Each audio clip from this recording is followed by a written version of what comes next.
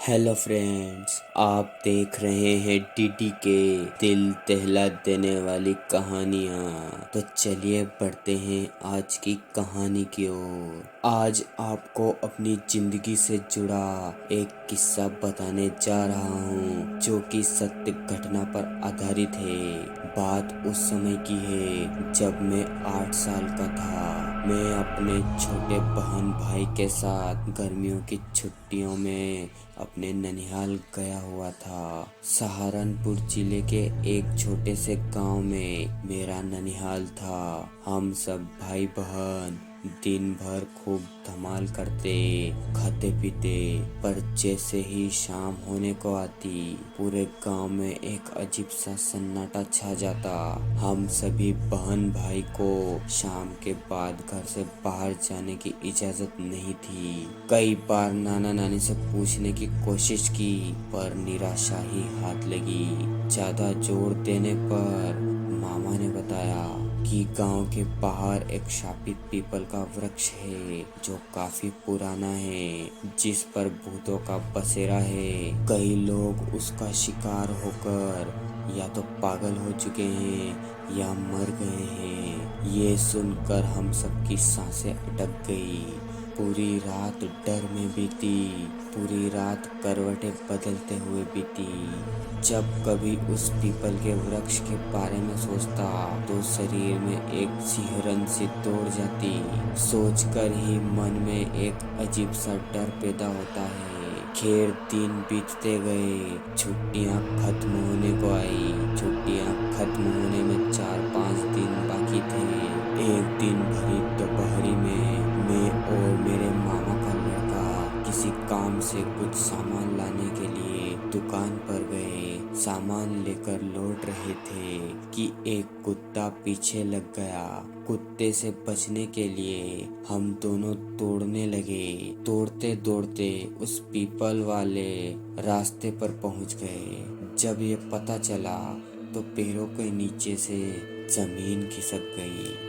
दूर दूर तक कोई इंसान नजर नहीं आ रहा था और चारों ओर भयानक सन्नाटा छाया था। हम डरते डरते आगे बढ़े।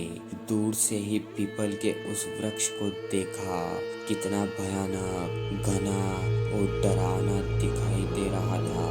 हिम्मत करके हम किसी तरह आगे बढ़े। चलते चलते ऐसा महसूस हो रहा था कि कोई है जो हमारे पीछे आ रहा है। हम आगे बढ़ते गए। पीपल के पेड़ के नीचे आकर अचानक मेरे कदम जाम से हो गए, जैसे किसी अनजान शक्ति ने पैरों को बांध दिया हो। मेरा पूरा शरीर पसीने से तरबतर हो गया था। चीखने की कोशिश की पर चीख ना सका। घबरा कर इधर उधर देखा। अकस्मात नजर पीपल पर पड़ी। मकड़ी के काले भयानक जालों से एक घूरती हुई आकृति नजर आई। उसको एक पल ही देख पाया। दूसरे पल मुझे अपना भी होश नहीं रहा। जब होश आया तो खुद को नानी की गोद में पाया। शाम के 8 बजे थे। मामा मामी, नाना, माँ, मौसी सब मुझे घेर कर बैठे थे। एक बार तो समझ में नहीं आया कि क्या हुआ। अभी भी वो भयानक चेहरा बार बार मेरी आंखों के सामने आ रहा था। कुछ भी कहने सुनने की स्थिति में नहीं था। बार बार सभी पूछ रहे थे कि क्या हुआ था, क्या देखा था, पर मैं कुछ भी बता नहीं पाया। उस भयानक चेहरे के बारे में सोचते सोचते कब नींद आ गई पता ही नहीं चला। अगली सुबह थोड़ा अच्छा महसूस कर रहा था। नाश्ता करने के बाद नाना के पास जाकर बैठ गया। नाना ने पूछा कि कल वहाँ ऐसा क्या देखा कि तुम बेहोश हो गए। ये सुनकर मैं सन्न रह गया।